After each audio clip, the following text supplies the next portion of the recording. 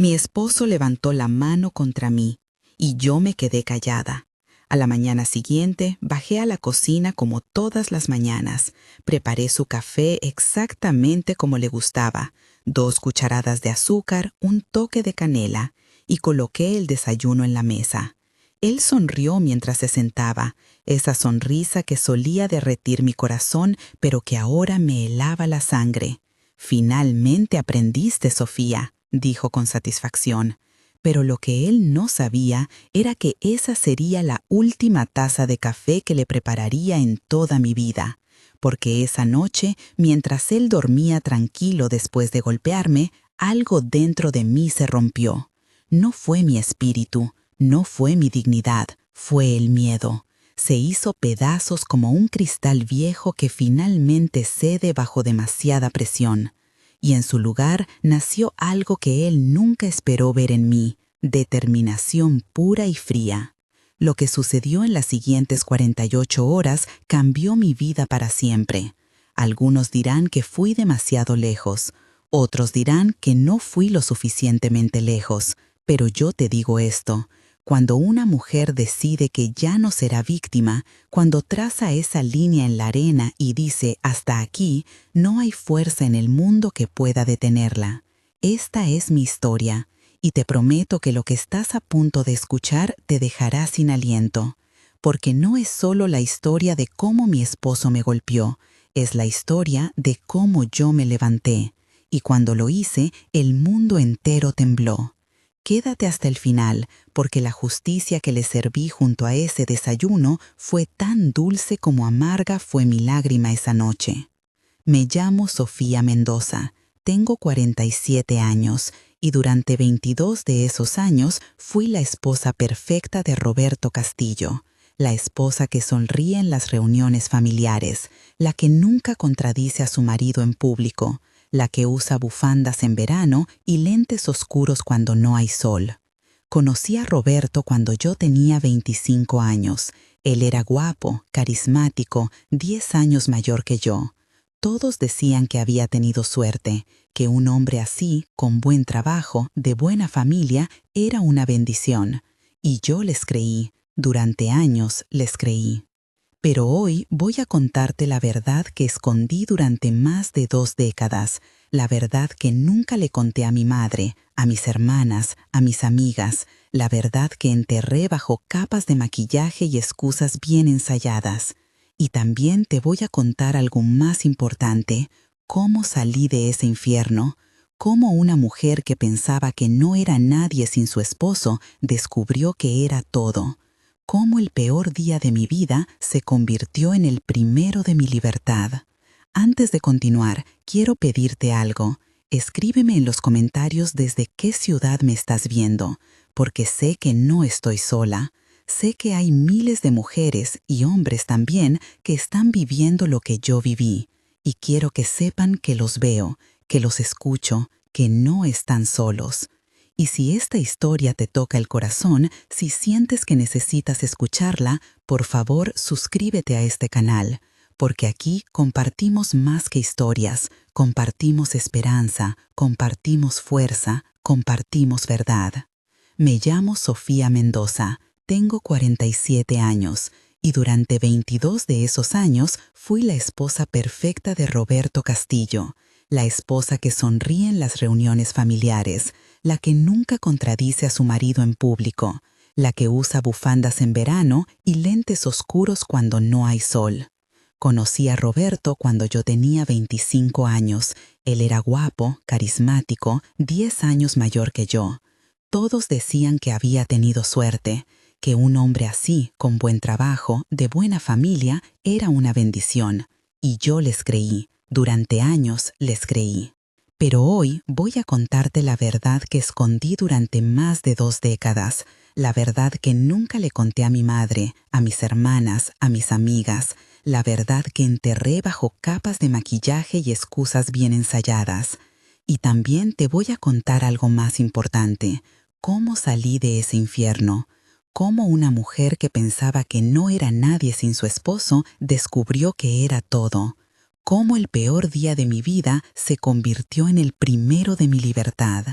Antes de continuar, quiero pedirte algo. Escríbeme en los comentarios desde qué ciudad me estás viendo, porque sé que no estoy sola.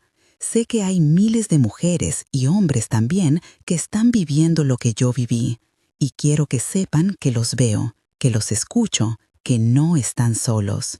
Y si esta historia te toca el corazón, si sientes que necesitas escucharla, por favor suscríbete a este canal, porque aquí compartimos más que historias, compartimos esperanza, compartimos fuerza, compartimos verdad.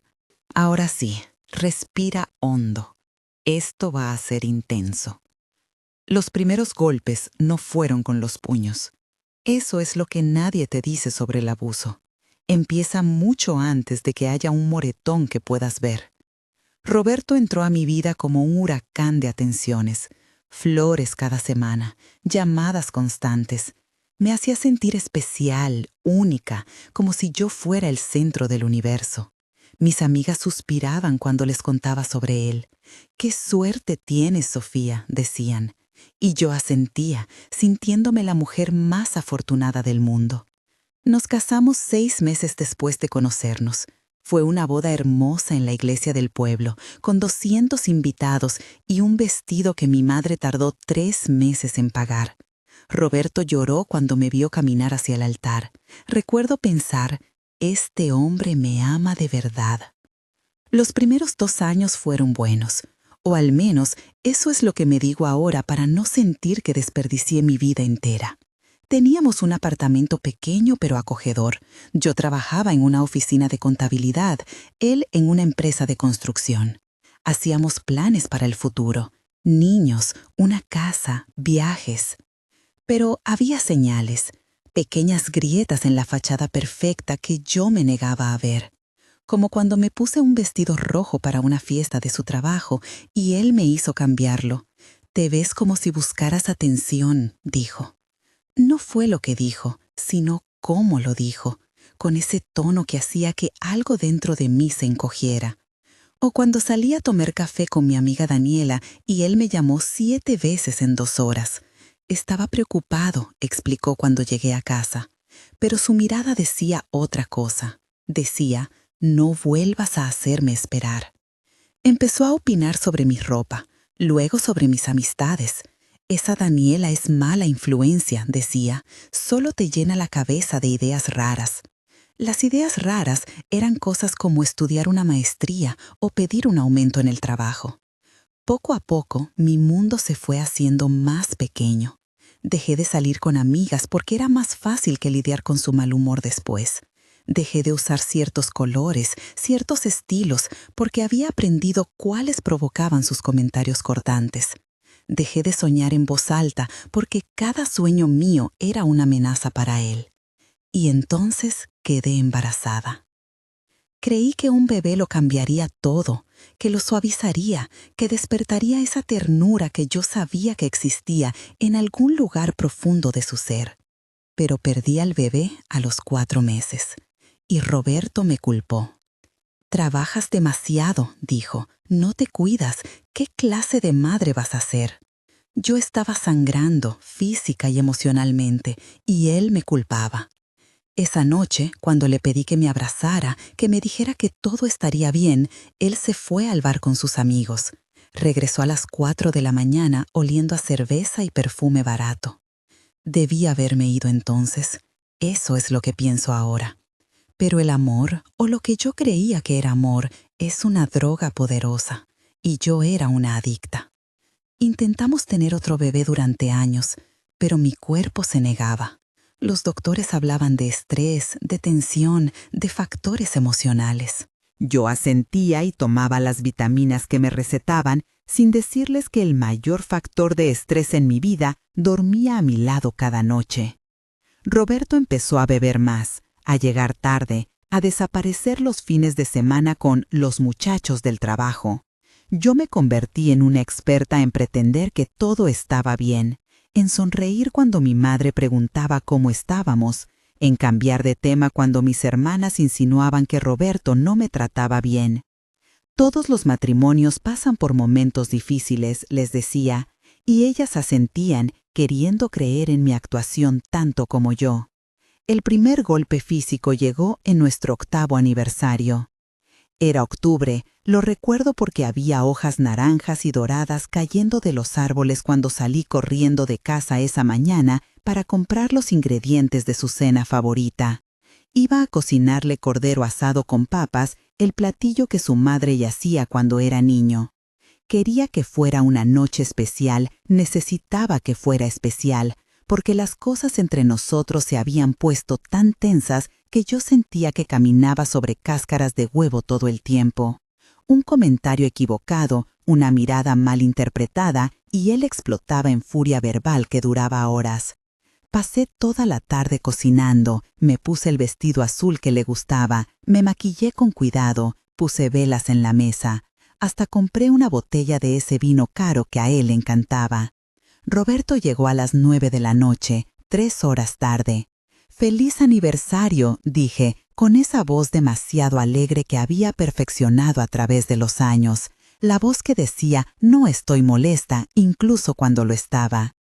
Él ni siquiera me miró, fue directo al sofá, encendió la televisión. «La cena está lista», intenté de nuevo. «No tengo hambre», comí algo en el trabajo. Algo dentro de mí se quebró. Tal vez fue el cansancio, tal vez fue la desilusión acumulada de años, tal vez simplemente fue que ya no podía seguir fingiendo. «Roberto, es nuestro aniversario, cociné toda la tarde, ¿al menos podrías?». Él se levantó tan rápido que no terminé la frase. Sus ojos tenían esa mirada que había aprendido a temer, esa mirada vidriosa que significaba que había bebido, pero no lo suficiente para estar borracho, solo lo suficiente para estar peligroso. «¿Me estás reclamando?». Su voz era baja, controlada. Eso era peor que los gritos. Los gritos al menos te daban una advertencia.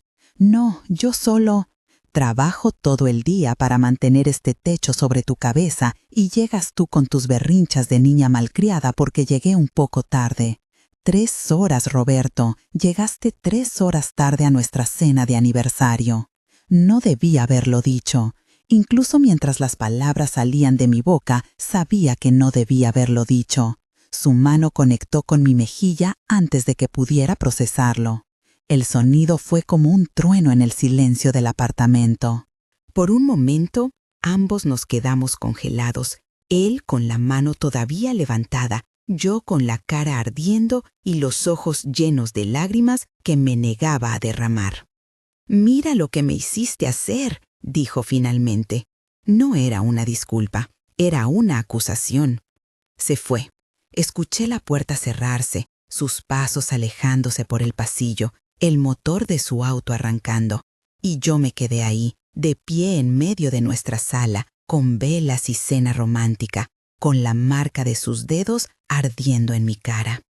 Esa noche no dormí. Me senté en la cocina, mirando la cena que había preparado con tanto amor, ahora fría en los platos. Las velas se habían consumido hasta convertirse en charcos de cera. El vino seguía sin abrir. Cuando Roberto regresó al amanecer, yo todavía estaba ahí. Me había lavado la cara, me había cambiado a ropa cómoda y había tomado una decisión. Pero no era la decisión que tú crees. Decidí quedarme. Sé lo que estás pensando. Créeme, yo también me lo pregunto ahora. ¿Cómo pude? ¿Cómo una mujer inteligente, educada, con trabajo propio, puede quedarse con un hombre que la golpeó? Pero el abuso no funciona así. No es una decisión lógica. Es un laberinto psicológico construido con años de manipulación, promesas rotas y amor tóxico. Roberto llegó esa mañana con flores, rosas rojas, 2 docenas. Se arrodilló frente a mí con lágrimas en los ojos. «Perdóname, mi amor, no sé qué me pasó. Fue el alcohol, el estrés del trabajo, la presión. Nunca, nunca volverá a pasar, te lo juro por mi madre».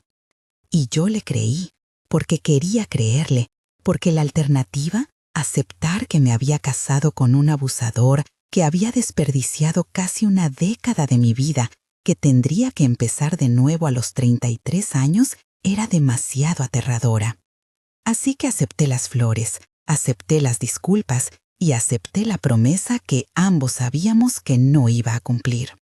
Durante 3 meses, Roberto fue el hombre del que me enamoré. Atento, cariñoso, presente. Llegaba temprano a casa, traía detalles, me besaba en la frente por las mañanas. Incluso habló de intentar tener un bebé de nuevo, de ir a terapia de pareja si era necesario.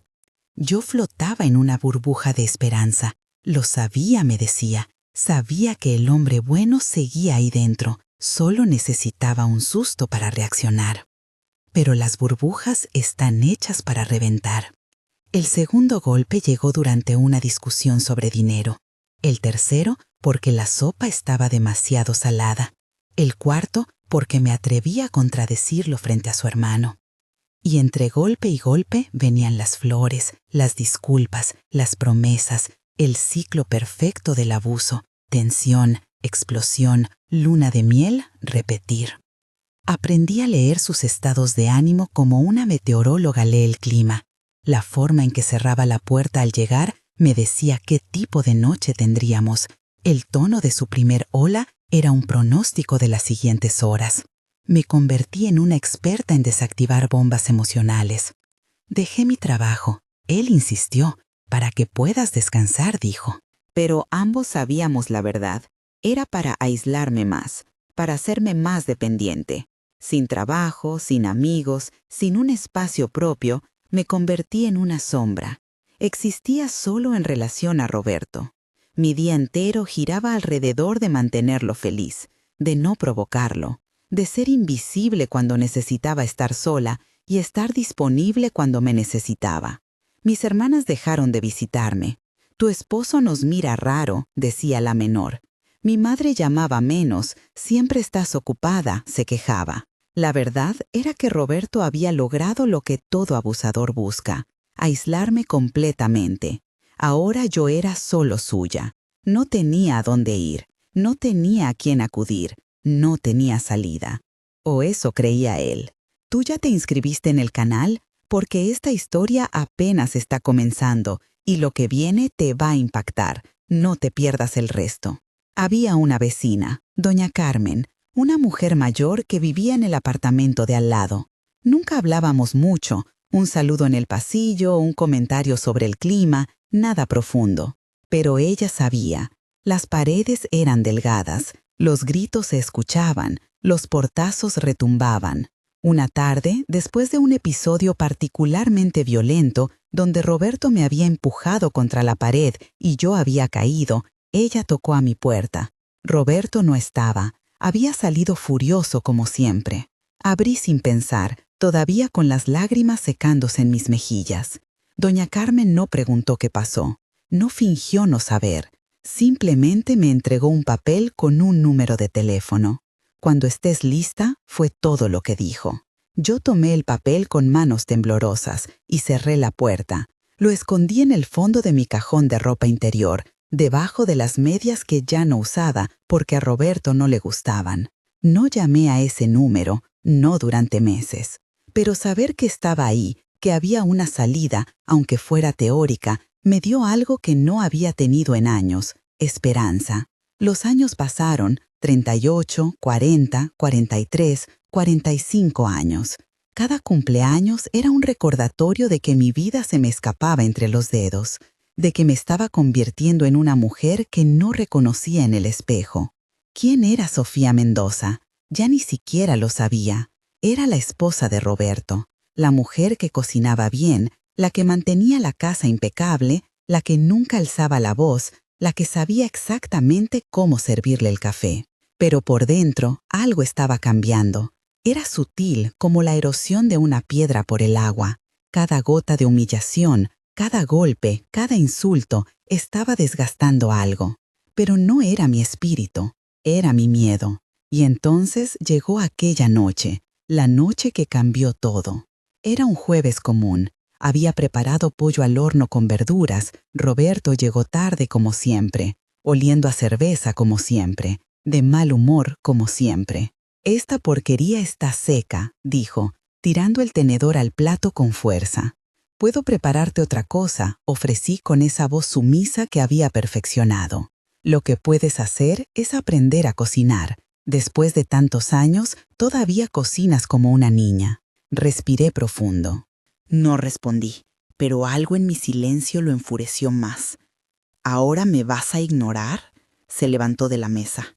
Yo ya sabía lo que venía. Me golpeó, pero esta vez fue diferente. Esta vez no se detuvo con una bofetada. Me empujó, caí, y cuando intenté levantarme, su puño conectó con mi estómago, luego con mi espalda, luego con mi cara. Me hice bolita en el suelo, cubriéndome la cabeza con los brazos, esperando que parara. Siempre paraba, siempre. Pero esta vez siguió, y siguió, y siguió. No sé cuánto duró. Pudieron ser minutos u horas. Solo sé que en algún punto algo en mí murió. El miedo, la esperanza de que cambiaría, la creencia de que lo amaba. Todo se apagó como una vela en el viento. Y en ese vacío nació algo nuevo, algo frío, algo implacable. Cuando finalmente se detuvo, jadeando, me quedé en el suelo. No lloré, no supliqué, solo me quedé ahí, mirando el techo, sintiendo cómo algo fundamental en mi ser se reordenaba. «Mira lo que me obligas a hacer», dijo, la misma frase de siempre. Luego se fue a la habitación, cerró la puerta. Me levanté lentamente. Todo me dolía.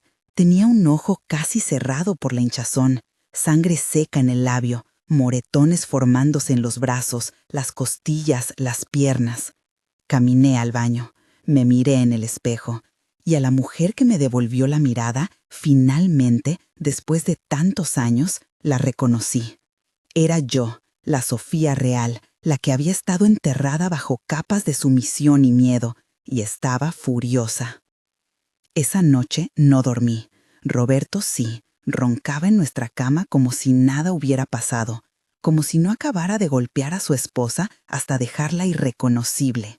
Yo me senté en la cocina, con una bolsa de hielo en la cara y el papel arrugado que doña Carmen me había dado hace años. El número todavía estaba legible. Pero no lo llamé, todavía no, porque algo había cambiado en mí. No solo quería escapar, quería justicia. Durante años, Roberto había controlado cada aspecto de mi vida. El dinero, las amistades, los movimientos, hasta mis pensamientos. Me había convertido en su prisionera.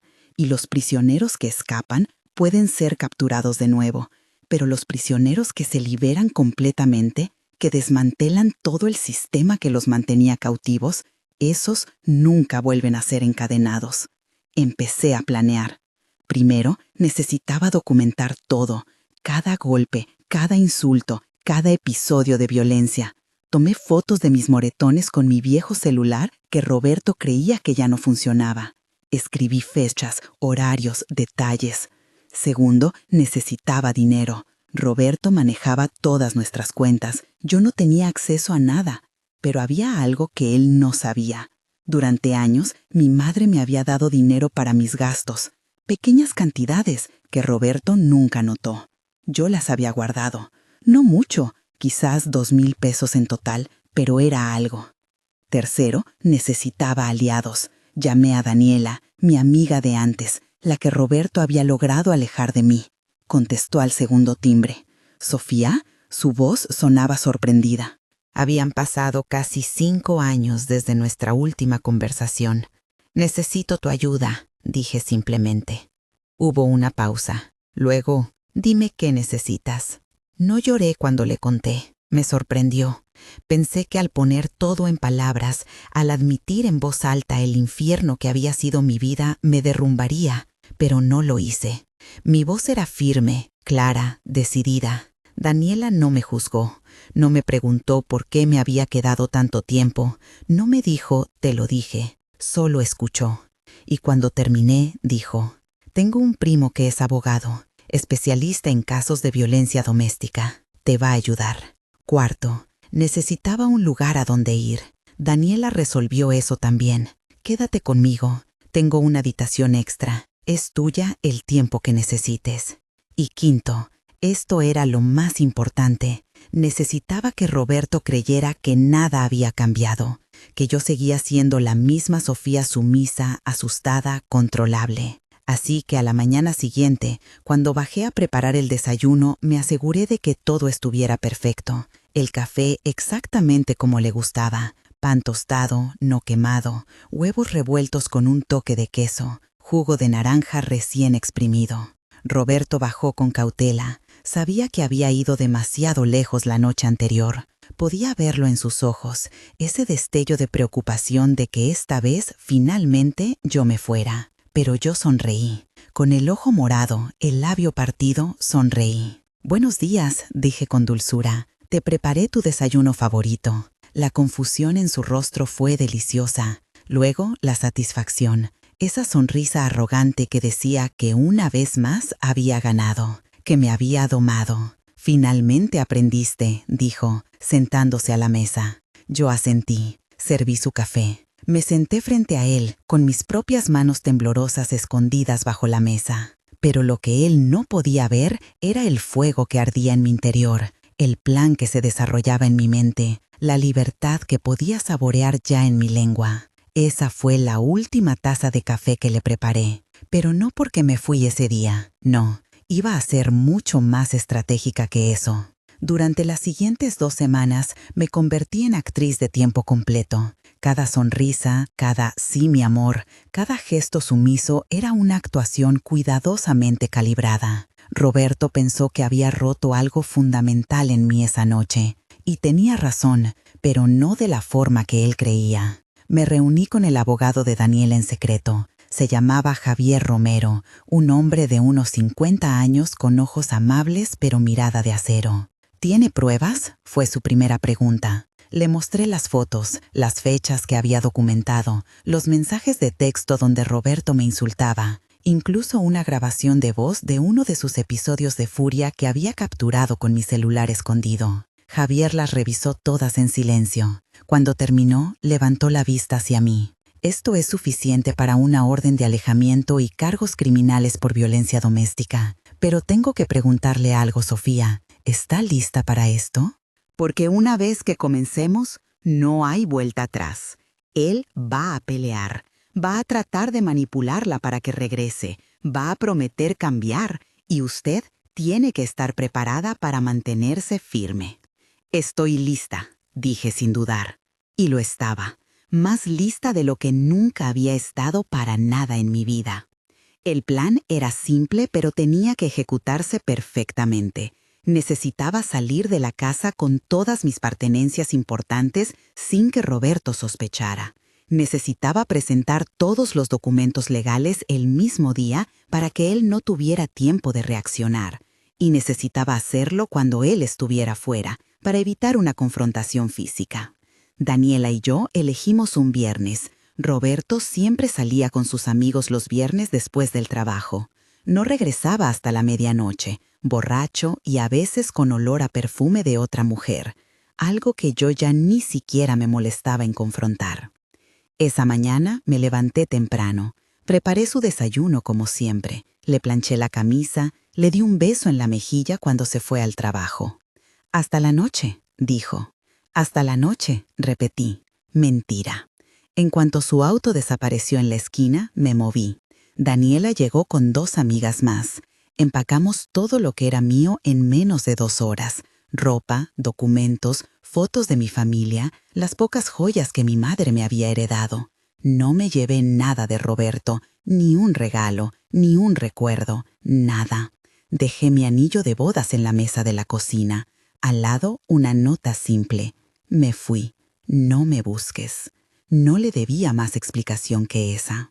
Mientras Daniela y sus amigas llevaban las cajas al auto, yo caminé por el apartamento una última vez. 22 años de mi vida habían transcurrido entre esas paredes. 22 años de risas que se convirtieron en lágrimas, de amor que se transformó en miedo, de esperanza que murió lentamente. Pero ahora, mirando esos espacios vacíos sin mis cosas, solo sentí una cosa: alivio. Llegamos al apartamento de Daniela, descargamos todo y luego fuimos directo a la estación de policía. El oficial que tomó mi denuncia era joven, tal vez muy joven para entender completamente lo que significaba para una mujer de 47 años finalmente encontrar el valor para denunciar a su abusador. Pero fue amable, escuchó, documentó todo. «Procesaremos esto inmediatamente», dijo. «La orden de alejamiento debería estar lista para mañana y estaremos en contacto sobre los cargos criminales». Firmé todos los papeles con mano firme. Esa noche, mientras dormía en la cama de invitados de Daniela, la primera noche en más de 2 décadas que dormí sola, sin miedo de despertar con gritos o golpes, mi teléfono sonó. Era Roberto. Llamaba una y otra vez. No contesté. Los mensajes empezaron a llegar. «¿Dónde estás? Contesta el teléfono. Sofía, no seas ridícula. Vuelve a casa. Vamos a hablar como adultos. Te perdono. Solo regresa». Y finalmente, «Vas a arrepentirte de esto». Bloqueé su número. Si tú crees que una mujer valiente es la que nunca tiene miedo, déjame decirte algo. Estás equivocada. Una mujer valiente es la que tiene miedo y aún así sigue adelante. Y yo tenía miedo, mucho miedo. Los siguientes días fueron un caos. Roberto intentó de todo. Apareció en casa de Daniela. La policía tuvo que sacarlo. Llamó a mi madre, a mis hermanas, contándole su versión de los hechos, pintándome como una esposa loca, malagradecida, que había abandonado a un hombre bueno. Algunos le creyeron. Mi tía Rosa dejó de hablarme. Un primo me llamó para decirme que estaba rompiendo la familia, que el matrimonio requiere sacrificios, que todos los hombres tienen sus momentos. Sus palabras dolieron más de lo que esperaba, pero no me detuvieron, porque por cada persona que me juzgaba, había 2 más que me apoyaban. Mi hermana menor, Andrea, llegó llorando a casa de Daniela. «Perdóname», sollozó. «Sabíamos que algo no estaba bien, lo sabíamos, pero no quisimos ver, no quisimos meternos. Perdóname por no haber estado ahí». La abracé y le dije la verdad. «No es tu culpa. Yo también me negaba a verlo». Mi madre vino después, una mujer de 72 años que había vivido su propia versión de matrimonio difícil con mi padre. Se sentó a mi lado, tomó mi mano y dijo algo que nunca olvidaré. «Yo no tuve el valor que tú tienes. Me quedé porque creí que era lo correcto. Pero mirándote ahora, veo que lo correcto es quererte a ti misma más de lo que quieres la aprobación de otros. Estoy orgullosa de ti, hija». Lloré. Por primera vez desde que me fui, lloré. Lloré años de dolor, de humillación, de silencio. Y cuando terminé de llorar, me sentí más ligera. La orden de alejamiento fue aprobada. Roberto no podía acercarse a menos de 100 metros de mí. Violarlo significaba cárcel. Los cargos criminales fueron presentados. La corte estableció una fecha para la audiencia. El abogado de Roberto, porque por supuesto que contrató al mejor que pudo encontrar, intentó negociar. «Mi cliente está dispuesto a ir a terapia de manejo de ira», dijo el abogado. «Está dispuesto a hacer consejería matrimonial. Quiere salvar su matrimonio». Javier me miró. Yo negué con la cabeza. «Mi clienta no quiere salvar nada», dijo Javier firmemente. «Quiere justicia y la va a obtener. Pero el sistema legal es lento, dolorosamente lento. Mientras esperábamos la fecha de la audiencia, yo tenía que reconstruir mi vida. Empecé a buscar trabajo. Fue difícil. Había estado fuera del mercado laboral por casi 14 años. Mis habilidades estaban oxidadas, mi confianza destruida. Pero encontré algo, un trabajo pequeño en una tienda de ropa. No era contabilidad, no era lo que había estudiado, pero era honesto y era mío. Mi primer día de trabajo, cuando el gerente me entregó mi gafete con mi nombre, Sofía Mendoza, lloré en el baño, porque ese nombre significaba algo de nuevo. No era la esposa de Roberto, era yo. También empecé terapia. Daniela insistió. «No puedes sanar sola», dijo. Tenía razón. Mi terapeuta, la doctora Mariana Soto, era una mujer sabia que no me juzgaba. En nuestras sesiones descubrí cosas sobre mí misma que había olvidado, que me gustaba pintar, que solía soñar con viajar, que alguna vez fui una mujer con ambiciones y metas más allá de sobrevivir otro día. El abuso no solo te quita tu seguridad, dijo en una sesión, te quita tu sentido de identidad. Ahora tienes que redescubrir quién eres fuera de ese contexto. Y eso hice, lentamente, dolorosamente, pero lo hice. La audiencia fue 6 meses después de que me fui. 6 meses en los que reconstruí mi vida pieza a pieza. 6 meses en los que aprendí a dormir sin pesadillas, a caminar por la calle sin mirar constantemente sobre mi hombro, a reír sin sentir que estaba haciendo algo malo. Entré a esa corte con la cabeza alta. Roberto estaba ahí, con su traje caro y su abogado carero. Me miró con una mezcla de furia y desesperación, pero ya no le tenía miedo. Subí al estrado, conté mi historia. No lloré, no vacilé. Dije la verdad simple y dolorosa de 22 años de abuso. El abogado de Roberto intentó desacreditarme. ¿Por qué se quedó tanto tiempo si era tan terrible?, preguntó, con tono acusatorio.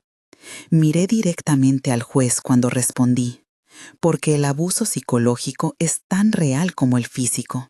Porque me hizo creer que no valía nada sin él. Porque me aisló de todos los que me querían. Porque tenía miedo. Pero finalmente encontré algo más fuerte que el miedo. Amor propio. Cuando bajé del estrado, pude ver lágrimas en los ojos de algunas personas en la sala. El juez dictó sentencia. Roberto fue declarado culpable de violencia doméstica agravada. 2 años de prisión, con posibilidad de libertad condicional después de 1 si completaba programas de rehabilitación. No fue suficiente para los años que me robó. Nunca podría serlo. Pero fue algo. Fue validación. Fue justicia. Y sobre todo, fue cierre. Salí de esa corte como una mujer diferente de la que había entrado. Ya no era víctima, era sobreviviente.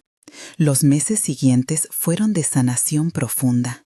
Seguí trabajando. Me inscribí en clases nocturnas para actualizar mis habilidades en contabilidad. Comencé a pintar de nuevo, acuarelas de paisajes y flores que me hacían sentir en paz. Conocí a otras mujeres que habían pasado por situaciones similares. Nos reuníamos los martes en un grupo de apoyo. Compartíamos nuestras historias, nuestros miedos, nuestras victorias. Una de ellas, Mercedes, de 38 años, me dijo: «Tú me diste esperanza. Si tú pudiste salir después de 22 años, yo puedo salir después de 5». Y lo hizo. Y luego ayudó a otra y otra. Ese es el poder de compartir nuestra verdad. No solo nos libera a nosotras, libera a todas las que vienen detrás. Hoy, 3 años después de esa mañana en que le preparé a Roberto su última taza de café, tengo una vida que nunca imaginé posible. Tengo mi propio apartamento, pequeño pero acogedor.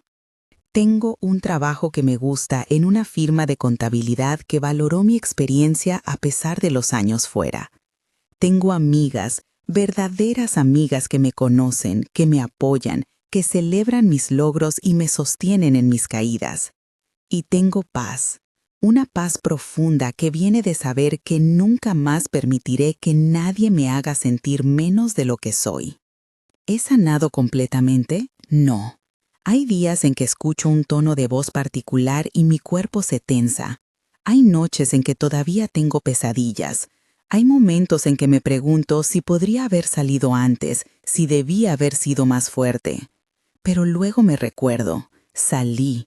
Eso es lo que importa. No cuándo, no cómo, solo que lo hice.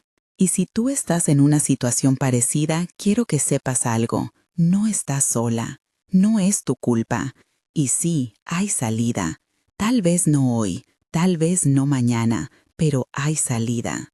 Y cuando estés lista, cuando ese pequeño fuego de dignidad que él no pudo apagar finalmente se convierta en un incendio, vas a caminar hacia tu libertad.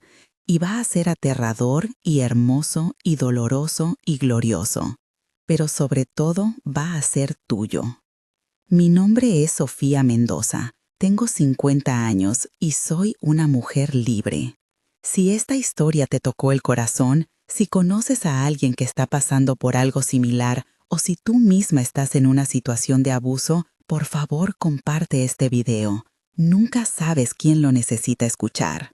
Y recuerda, buscar ayuda no es debilidad, es el acto más valiente que puedes hacer. En la descripción de este video dejé números de ayuda para víctimas de violencia doméstica en diferentes países. Por favor, si los necesitas, úsalos. Hay gente esperando para ayudarte.